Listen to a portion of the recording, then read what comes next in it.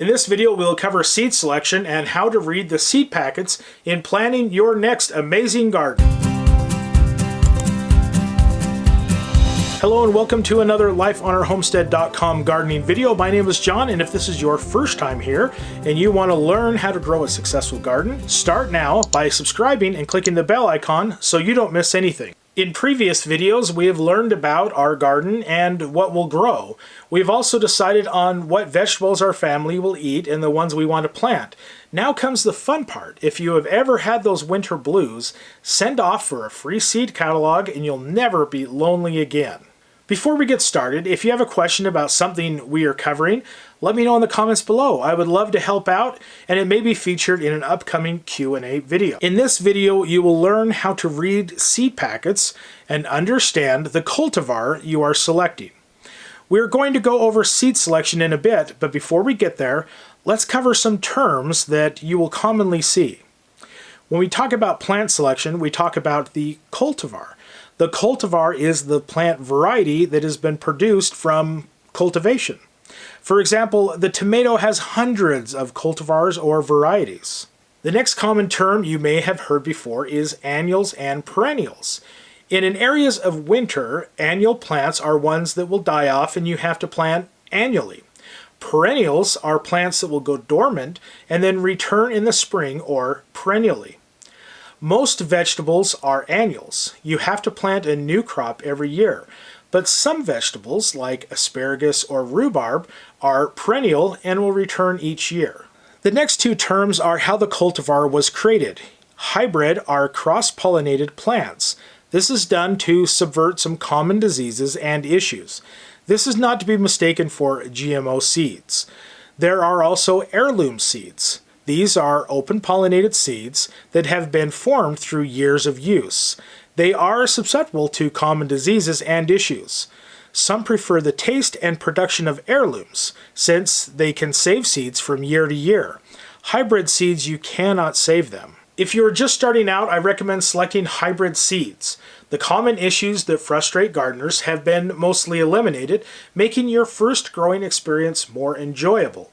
Once you have seen success in gardening, then I encourage you to try some heirloom plants. You will enjoy a taste that is amazing.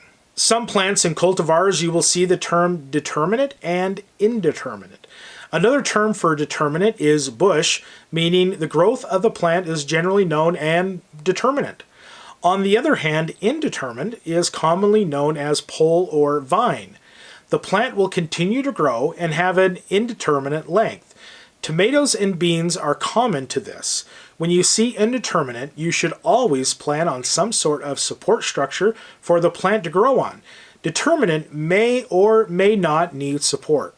So now that we have some common terms defined, let's look at some seed packets. Here we are on the Mountain Valley Seed Company website. Let's look at garden seeds and tomatoes. Right at the top is my favorite tomato, the Celebrity Hybrid. Let's look at this seed packet.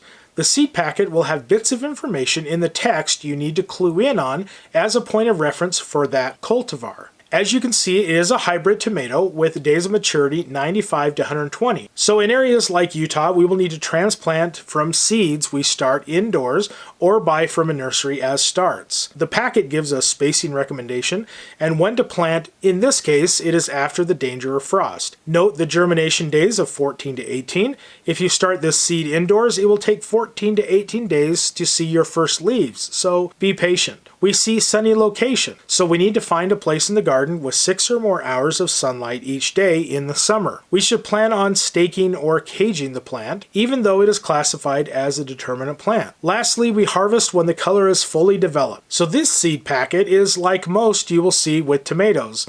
No real special growing requirements. Lastly, you will notice these codes. Let's look at these. For this plant, it is V, F1 and 2, N and T. These are disease-resistant terms. A good lookup table is on Johnny's Seed website. This lists common diseases in the garden. So for Celebrity Tomato, it is resistant to V or verticillium wilt, F1 and F2, fusarium wilt, N, roundworm, and T, or sometimes you'll see TMV, tobacco mosaic virus. Now this may seem a bit complex and overwhelming for the new gardener. Don't spend too much time using these disease-resistant codes in your selection right now. Store this information away, and if you experience disease issues in the coming years, then you can revisit and find cultivars that are more resistant to your known issue. I wanted to bring this up now since these codes are found on many of the packets and may be confusing to the new gardener. Now let's look at another seed packet and see what we can learn. Let's look at cucumbers. A common favorite in the garden is the Diva Hybrid. 60 to 65 days, meaning this can be sowed in the garden. If you do sow indoors, notice they mention to put in seed pots. That is because cucumbers and squash do not transplant well because of their roots. They get too disturbed or they get root bound.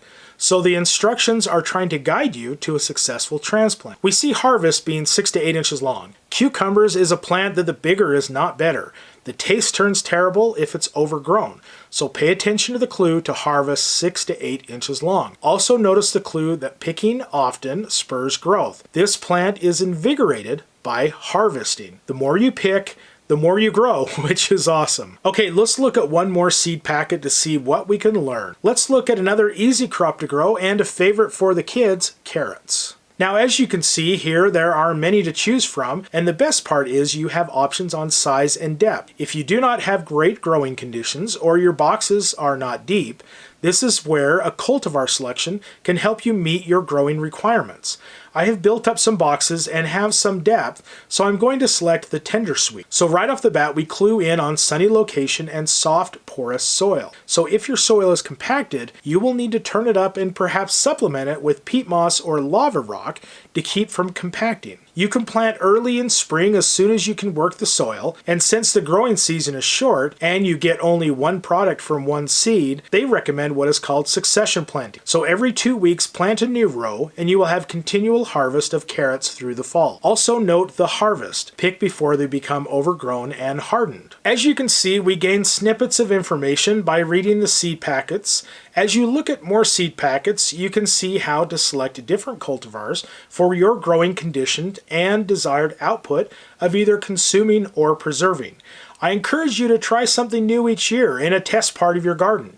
And if you get frustrated with a certain vegetable, changing cultivars may help resolve the issues you have. If you want to learn more about how to grow a successful garden, start now by hitting the subscribe icon so you don't miss anything. Thank you so much for watching. Now go enjoy your garden, and I'll see you next time.